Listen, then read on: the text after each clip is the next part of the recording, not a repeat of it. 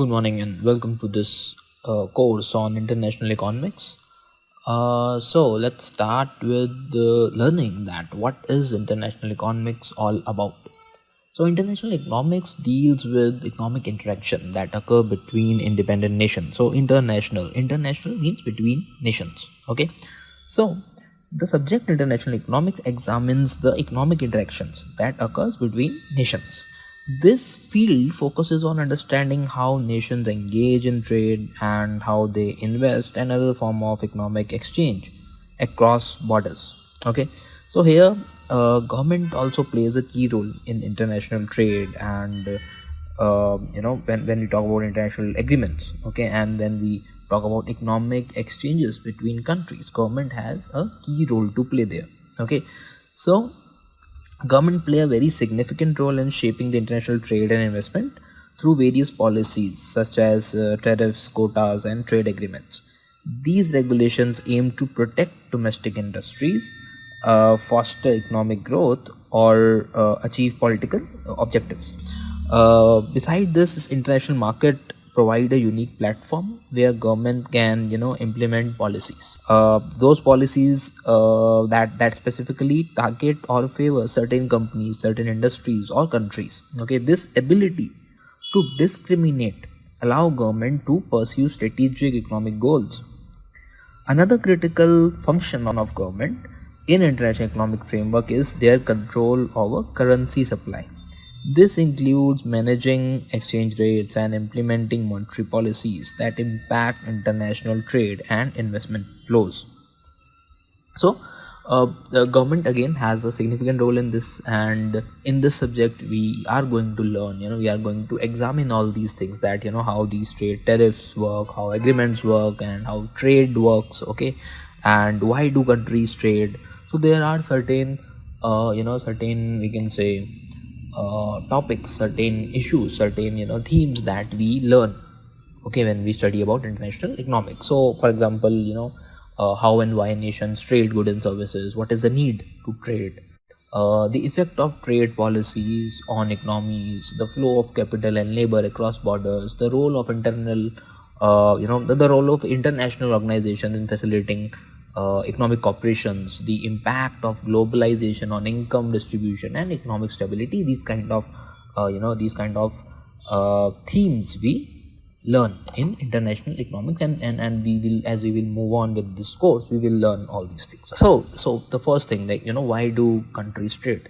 So we know that every nation has limited resources, and those limited resources has to fulfill the wants of the citizens of the country. Okay, so resources are limited, so you can produce something up to a certain extent. Okay, so if you are aware of production possibility curve, so we know that how the two good example works. So if your nation wants to produce wine and cheese, but they have certain resources and they will be employing all those resources and producing these two goods. But then we know that all resources are not equally efficient to produce everything. So trade helps in certain mutual benefits that countries can get by trading. So when countries engage in trade, they specialize in producing goods and services in which they have a comparative advantage. Okay, comparative advantage means that they are kind of producing those services efficiently. They are more efficient in producing that. So this specialization again leads to efficiency. This lowers the production cost, and they have access to a broader variety of goods for the consumers. Again, by trading, nations can achieve greater economic prosperity, and if they had attempted to produce everything by their own, then they might be very inefficient producing certain things. As I've already told you, that resources might not be equally efficient in producing everything. So that's why trade can help countries.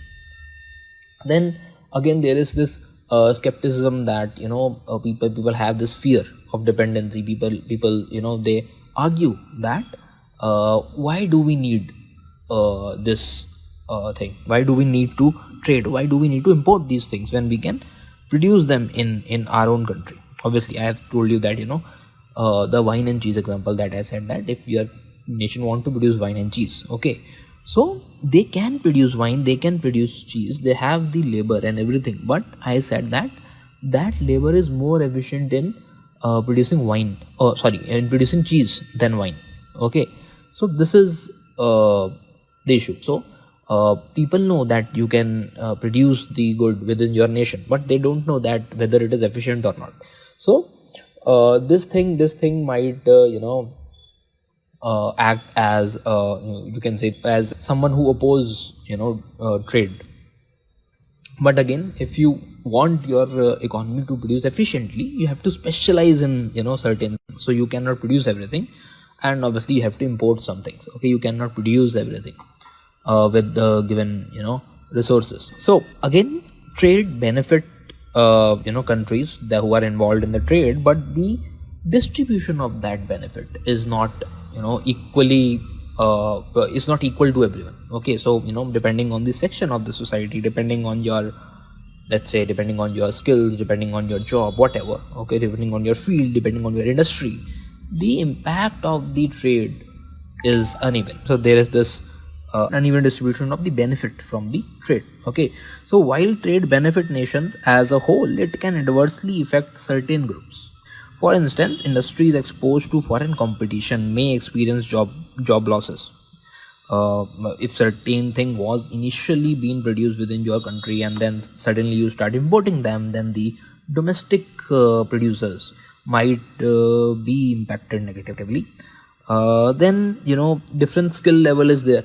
Okay, so skill is another thing. So when you are trading, when you are when an economy is globalized, okay, so when you are trading with another country, when you have an open economy that is globalized, then you have a kind of competition with other countries also. You are in a competition with them. Okay, so you want to be at par with other countries when it comes to technology and skills. Okay, so the new skill set people, high skilled worker benefit more when you have open economies, when you have trade.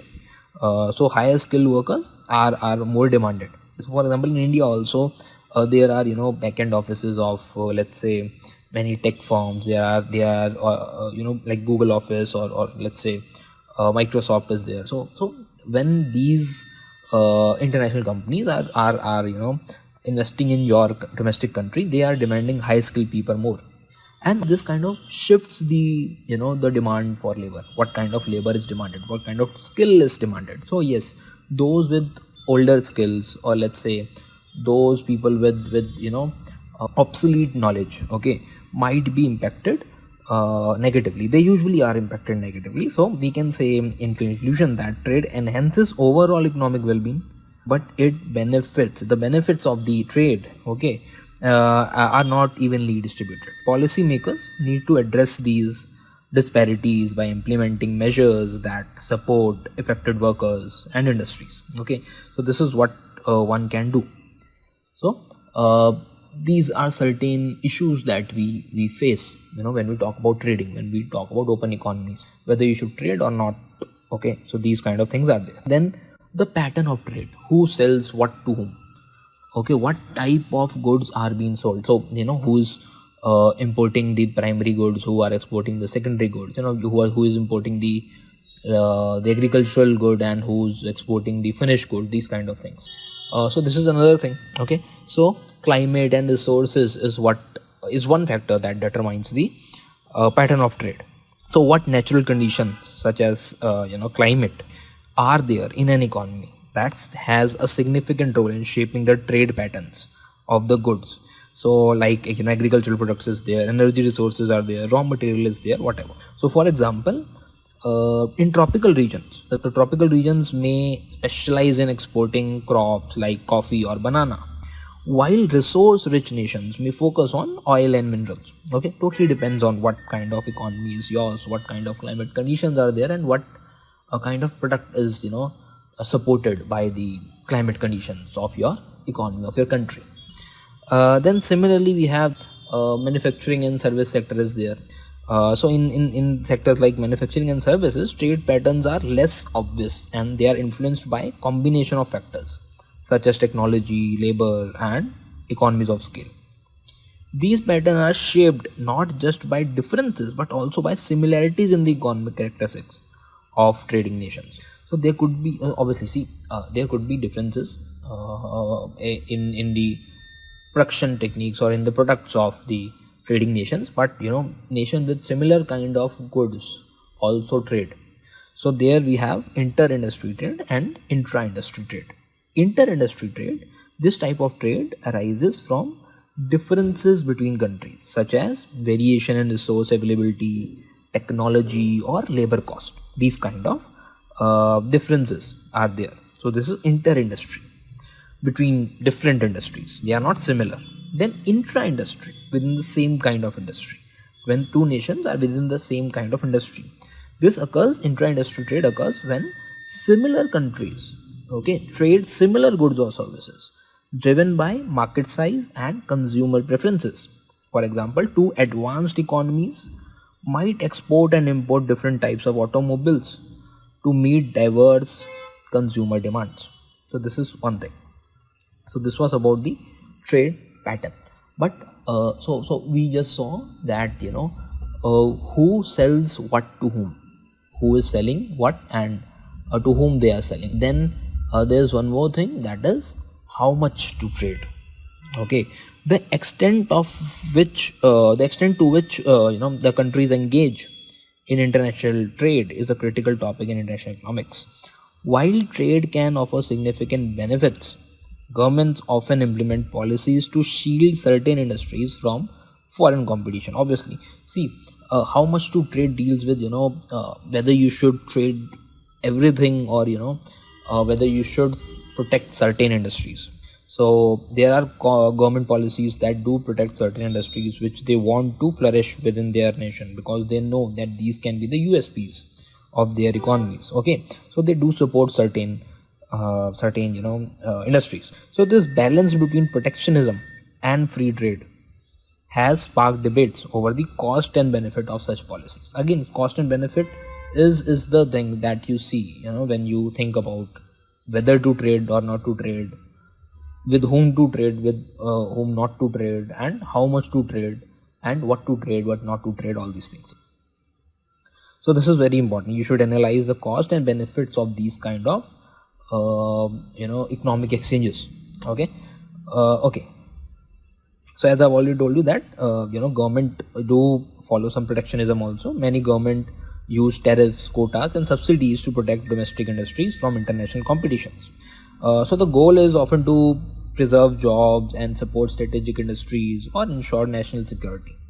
However, such protectionist measures can lead to higher consumer prices, inefficiencies, and retaliatory trade barriers. So basically, the other nations might retaliate with trade barriers. If I am imposing trade barriers for certain countries, then they also might reciprocate in the similar way. So this is one thing. But government do this to protect certain classes, certain sections that they want to flourish. So protectionism and free trade is again a topic of debate. There are supporters, there are opponents of this, but the policymakers must weigh the cost and benefits of this, and then only decide what type of policies to pursue. So this was about the how much to trade, how much we should be trading. Then let's talk about the balance of payments. So the balance of payment, and exchange rates also. These are the fundamental concepts in international economics. These topics help us to understand the financial flows between nations and the mechanism that govern currency values. So let's look into these. So balance of payment is basically who's paying what to whom kind of thing. So if I'm importing something and paying to other country, if I'm exporting something, they are paying to me. So the balance of payment records all economic transactions between residents of a country and the rest of the world. Some nations run large trade surpluses, meaning they export more goods and services than they import. So if there is a trade surplus, it means that you are exporting more and importing less. So for example, in 1998, both China and South Korea recorded trade surpluses of approximately certain amount. A trade surplus means that you are exporting more. But is a trade surplus always good? So a trade surplus can indicate a strong export sector. that you're exporting, more. Okay, so there is a strong export sector, which is reflected by a trade surplus. Okay, now this may boost domestic employment and economic growth. Obviously, if you are exporting, means you are producing, so there is good employment is there, economic growth is there. However, surpluses may also reflect weak domestic demand. This is the other side of the coin, that maybe those things are not domestically being demanded. Okay, so which means that there is a over reliance on the foreign market. You are not able to create the demand within your country, or there is no demand for that good in the country, means that if you are producing that thing, you have already spent money on producing that particular good. So for example, let's say wine is, and in domestic country the wine is not demanded, but producers are producing wine. Now they have no other option, they have to export it only, because there is no domestic demand, they are producing it for the other country only. This means that there is a over reliance on the foreign countries. So this is another way to look at the trade surplus. And then if trade surplus, and then the opposite of that is the trade deficit. Okay, trade deficit means what? Import exceeds the exports. Okay, you are importing more, you are buying more from the foreign countries and exporting less, selling less to them. So of course this is very harmful, again, because your expenses are more than your income here. Okay, it can signal robust consumer demand and economy's ability to attract foreign investment. Okay, now what that means is that if I say that you are importing more, means that people in your country are demanding more foreign goods. This might give an opportunity to foreign investors to invest in your country, because they think that they may see that there is a demand in this country and we can invest in that country and produce our product there. So these kind of things could be there. So there might be different ways to read at these numbers of trade surplus, trade deficit. So there is no one explanation to these things, there might be many explanations. Then we come to this exchange rate determination, which is very important. So exchange rates determine the relative value of one currency against another, so like rupees and dollar. So what is the price of rupee in terms of dollar? Okay, so $1 is equal to 84 rupees. Okay, so this is the exchange rate. Okay, so changes in exchange rate affect the cost of import. Obviously, if rupee become weak, imports become costlier. If rupee becomes strong, imports become cheaper. So factors that influence the exchange rates. Now economic fundamentals, that is inflation rates, interest rates, economic growth. Okay, these impact the exchange rate.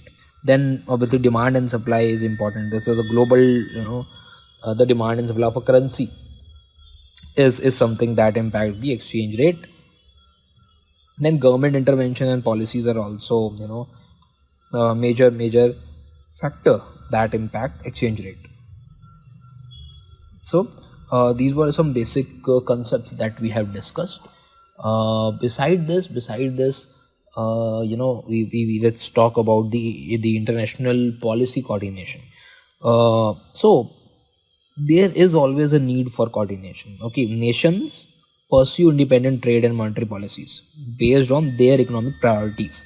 Okay, however, these policies can have ripple effects on other countries, leading to conflicts or global imbalances.